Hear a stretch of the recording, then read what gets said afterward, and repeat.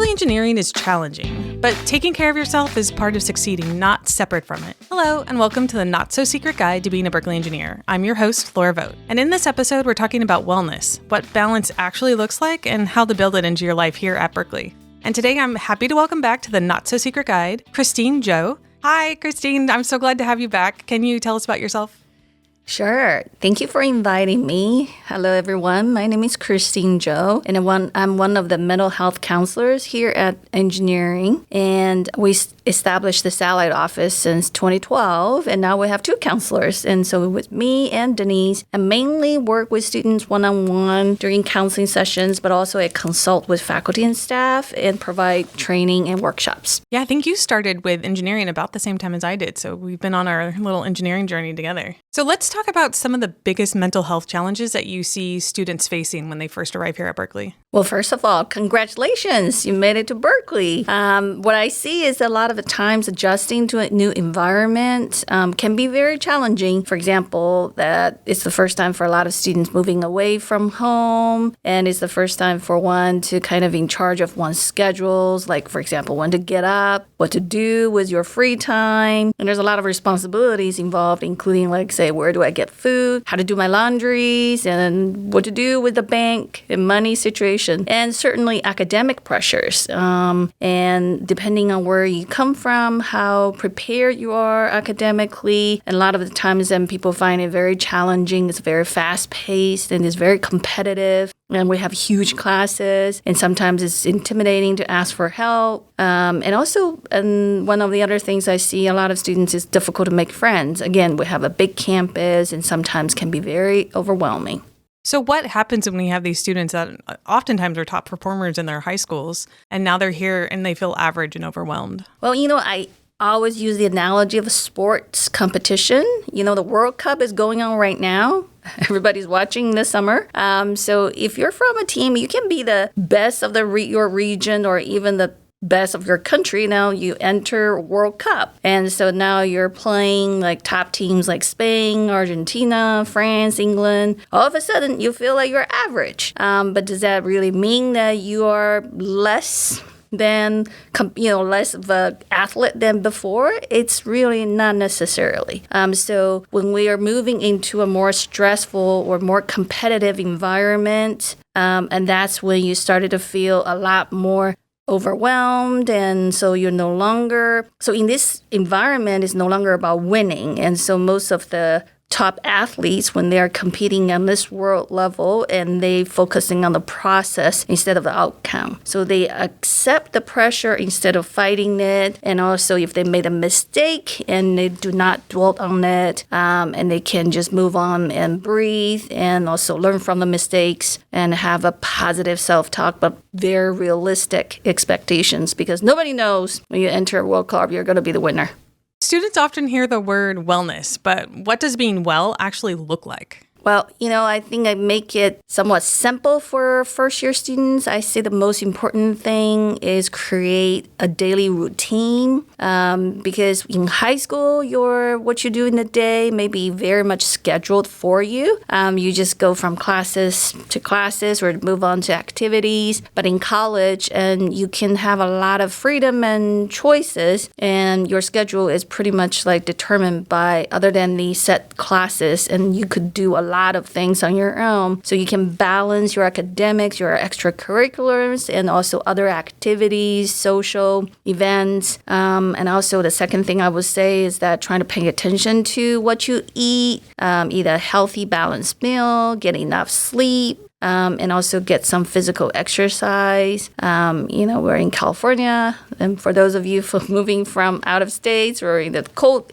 weather, it's great. You can actually do outdoor activities all year round. And the last thing I would say, social support network is very important, and it's important to have somebody you can talk to when you're struggling, and so have friends and family, and also seeking help from faculty, staff, mentors here on campus can really be helpful. I was just recently reading something about a first-year student who got scurvy, and her doctor mother was horrified that her child didn't know to eat enough fruits and vegetables while they were here because they were just eating like ramen in their room late at night kind of thing.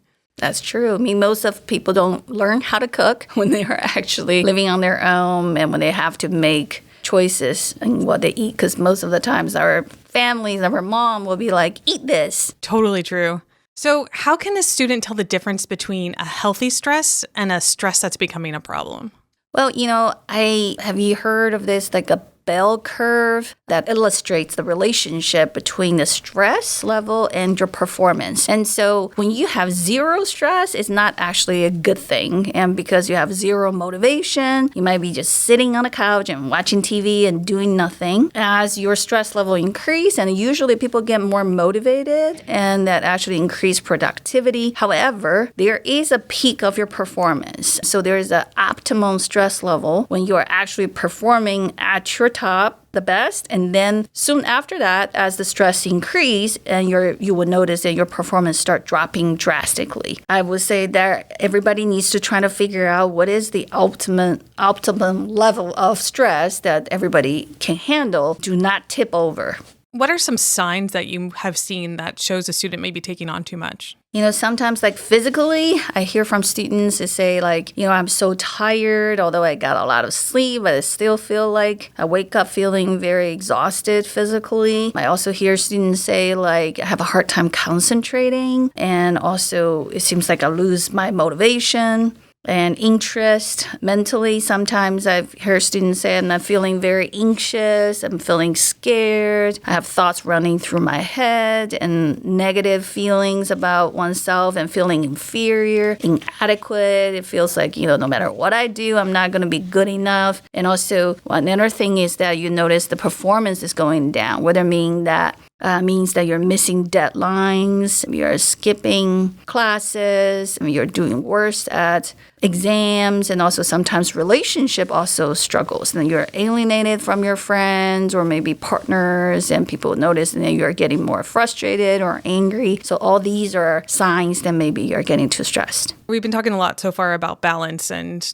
not taking on too much and figuring out where the stress falls in there. But I think sometimes students might feel guilty that they're not doing their studying or they're not spending time with their friends. How do you help them, or what advice would you give them, or what should they be doing when that guilty feeling comes in? Yeah, I think it's a normal thing for a lot of people feeling, I have conversation with my student. I say, hey, it sounds like you haven't been eating well, you're not sleeping, and no wonder you can't concentrate or you're feeling tired. But then the answer from my student immediately was like, well, but then I don't have enough time to, study. I have exam coming up, or I have this project due tomorrow, so I really don't have time. So I usually use analogies a lot.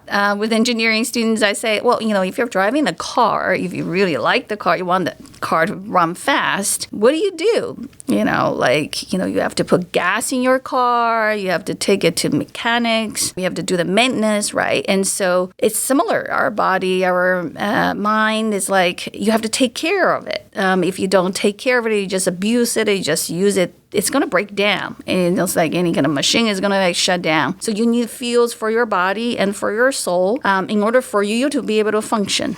So that's, yes, it's cutting a little bit of your studying time. But on the other hand, I always ask my students, are you actually really being productive? You've been sitting there for 5 hours, for a whole day. How much work do you actually get done? So we've talked about the balance act and how people are trying to figure it out. How do we start building those healthy habits? So if a student wanted to start the semester with just 3 wellness habits, what would you recommend? Yeah, I would say the first fuels for our body is food. So I would encourage every student to eat regularly.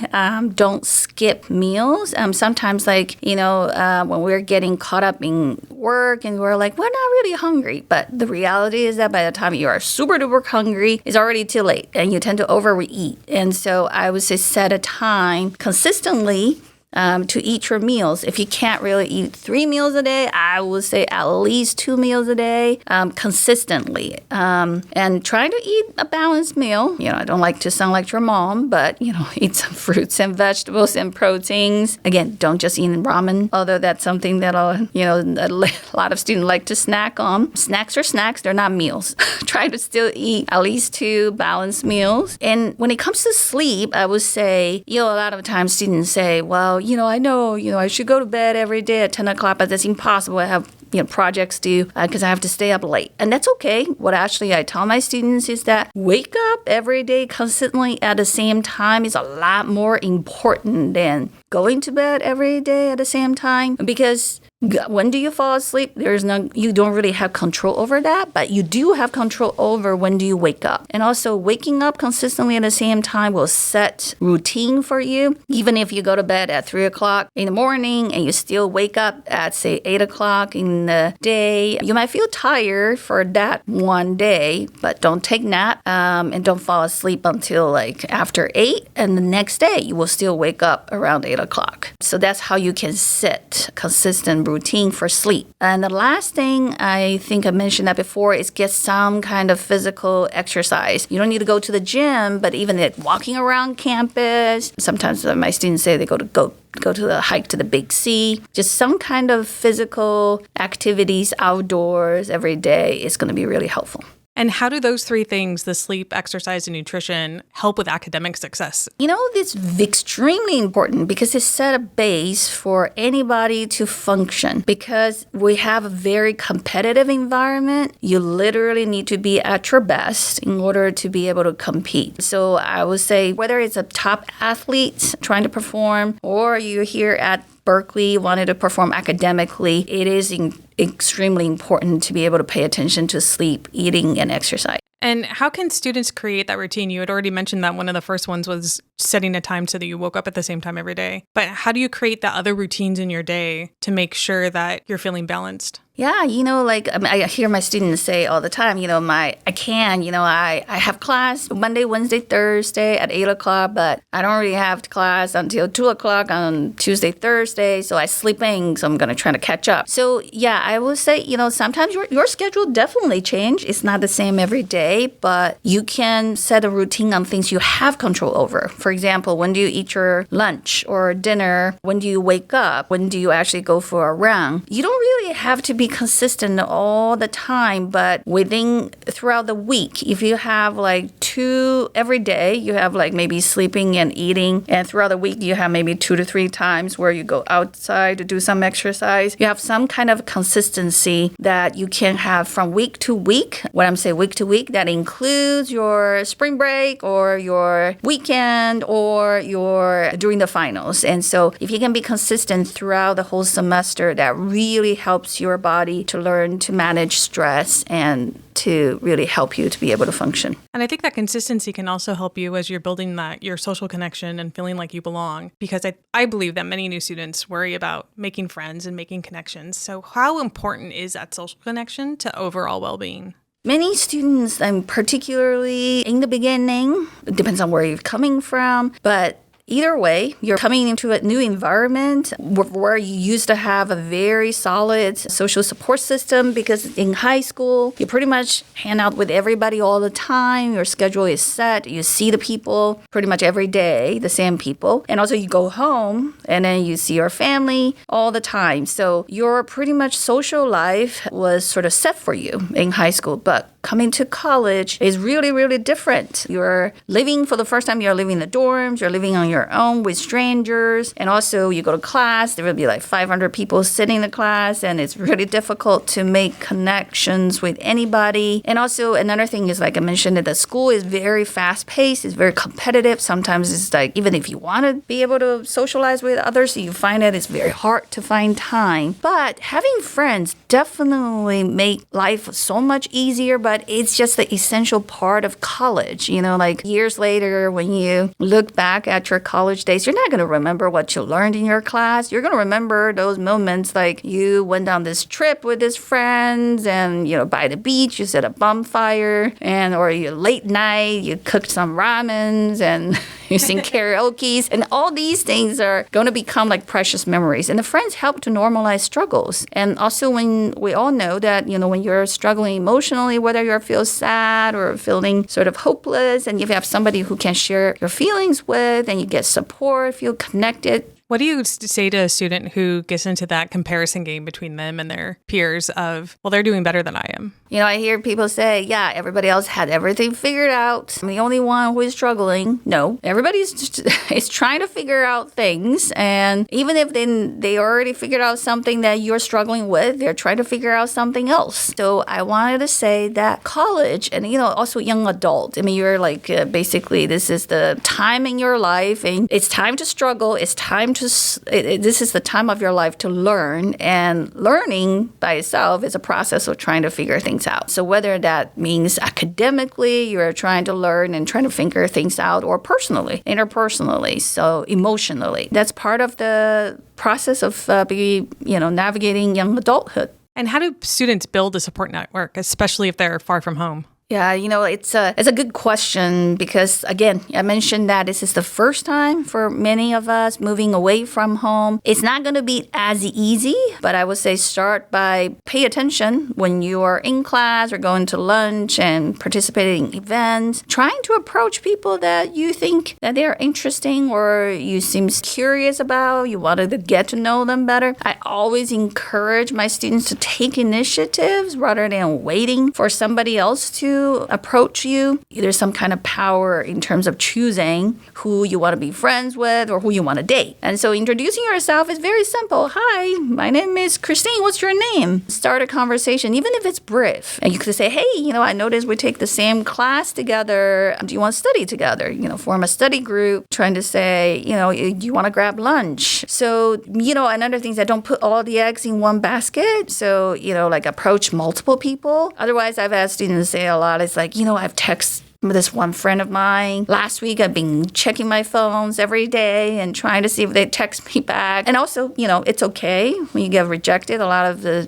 times, and students feel like I can't get rejected. I feel horrible. I say, well, the problem is that you haven't got rejected enough, and you got enough rejection, and you're like, okay, that's all right. Then life moves on. The same mentality applies to when you're looking for internship. So, and also, I would also say, just because you're far away from home, it doesn't mean that home is not there for you. You can still reach out to friends and family at home because I know that, that's one of the things that some of my students will say, yes, I have a group of friends here, a support system here at Berkeley, but, it's nothing beats home, right? So during the times and they can still go home and feel connected. Another thing I would say, other than friends, I also say faculty, staff, mentors, they could be also your support network, and do not be afraid to approach, ask questions, go to office hours, and talk to a staff member, find a mentor for you. So all these people are here to support you. So reach out. Don't be afraid. I want to switch a little bit more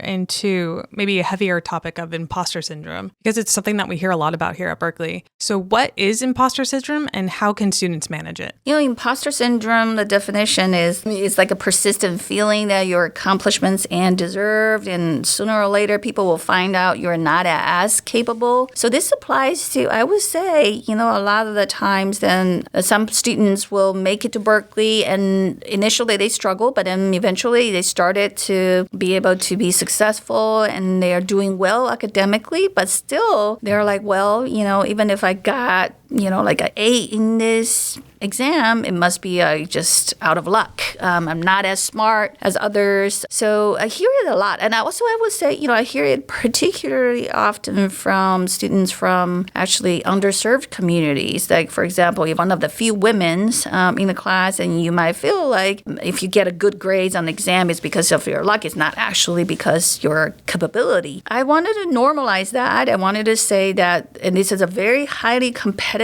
environment, and particularly if you are one of the few students in the class in whatever way, and you're going to feel a lot more pressure. And also a lot of the students, when they are made it to Berkeley, is because they have this almost like, I need to be perfect. And so they have this perfectionism mindset. In order to be able to adapt to this competition or high stress, you need to switch your mentality and you need to be able to accept then it's okay to make mistakes and I'm here to learn. Part of learning is learning from making mistakes and also setting realistic expectations. There's a lot of smart and hardworking people here. Again, you're going to the World Cup. Who says who's going to be the winner? but you can learn from every single one of them instead of sort of feeling like you have to beat every single one of your classmates, your peers. And that's just a lot of pressure you're having on yourself. Instead of you could say, I'm going to learn with all my peers, all these smart and hardworking individuals, and we're all going to grow. We're all going to make mistakes, but we're all going to become better and stronger. Yeah, I often find myself falling into that hole and wanting to be perfect all the time. And I sent an email this morning out to all the new students that had the wrong dates on one of the blurbs. And so tomorrow morning, they're going to get a corrected email with the right information. And I'm trying to look at it as, well, at least they're just getting another reminder of the information that I gave them the first time, even if the dates are different. There's a quote by Winston Churchill that I think has been one of my favorite things that I've heard recently. It's perfection is the enemy of progress. I do crafts in my spare time. And so how often have I done a craft and had it not turn out the way that I wanted it to and been like, hey, that's actually pretty nice. Like, let's try this whole new technique on something.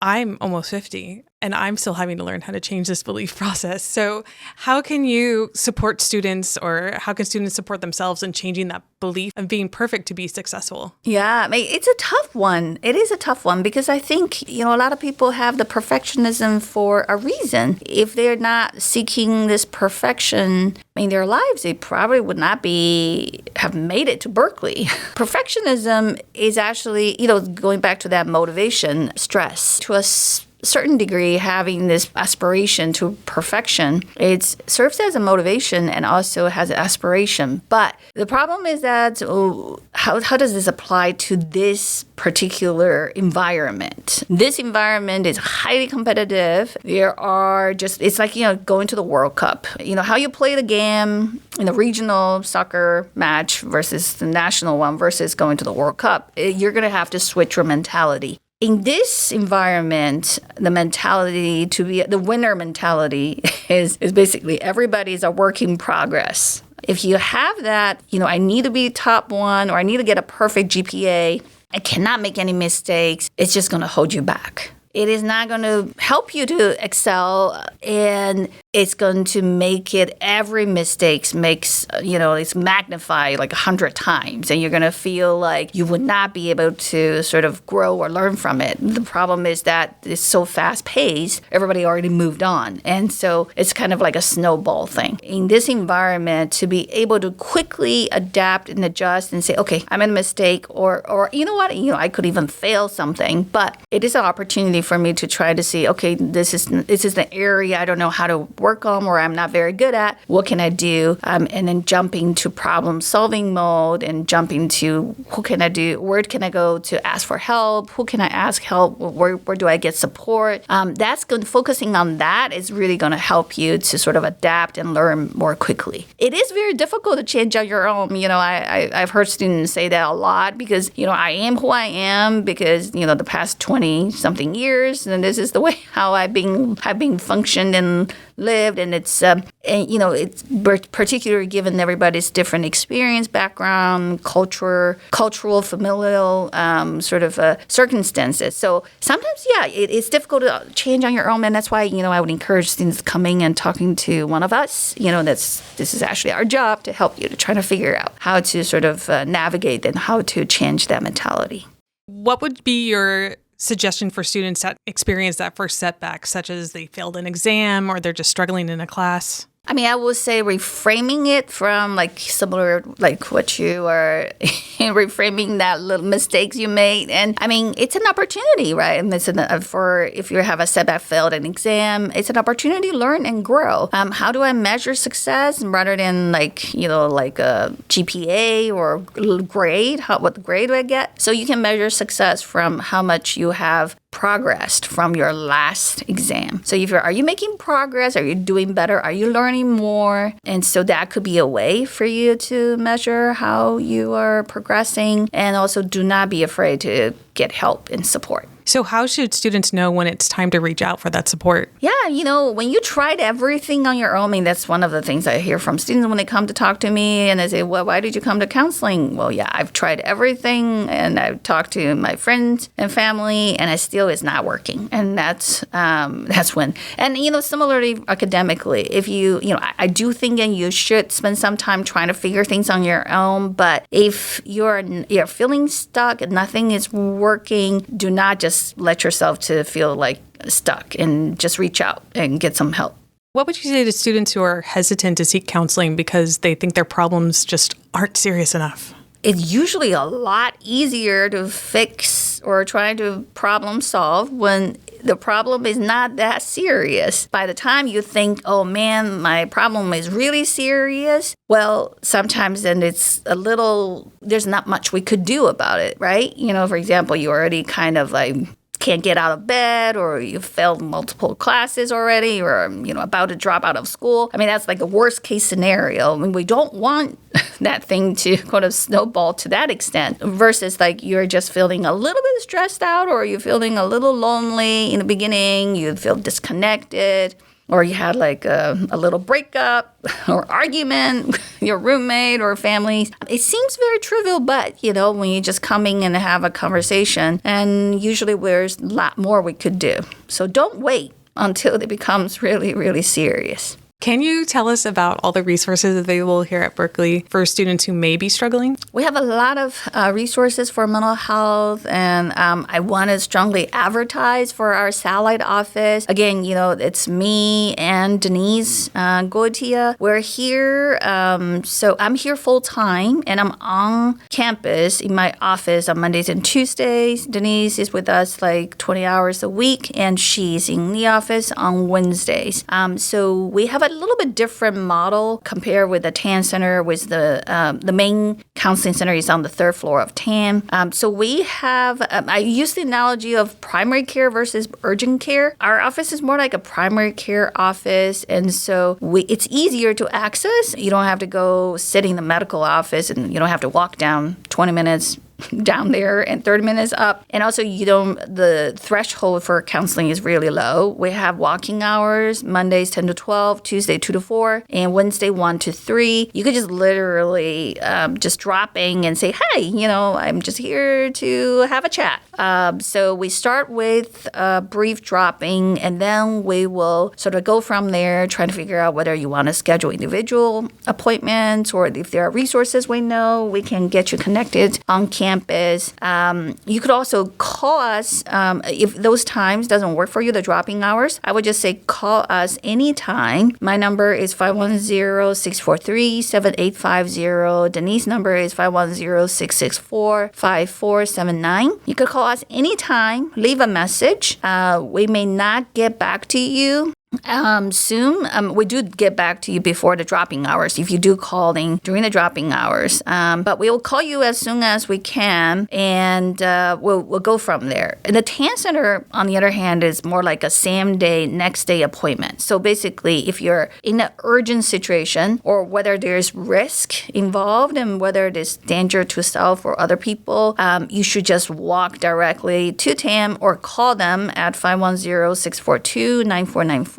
And you just say, I wanted to speak to a counselor on the same day, and then they will find somebody. We have many, many people on call, but also we have same day appointments and next day appointments. And so if you call TAN Center to schedule appointment next week, they're going to say, you actually have to call us the day when you need the appointment, and we'll find an appointment for you. It's not an urgent situation, and you wanted to find the appointment 2 weeks in advance, then we'll just say call the satellite. In addition to individual counselings, the TAN Center also offer groups and workshops, and every semester they will be posted online if you're interested, and you can let one of us know and we'll help you, or you can sign up on your own. And also in the University Health Services, and there's our social services units, nutritionists, talking about how to eat balanced meal. We also have a huge psychiatry team, and also we have a huge primary care. So when it comes to taking care of your body physically, emotionally, we do have a lot of resources. And if a student takes just one message away from today about mental health and wellness, what do you want it to be? Yeah, I would say take good care of yourself physically and emotionally. Your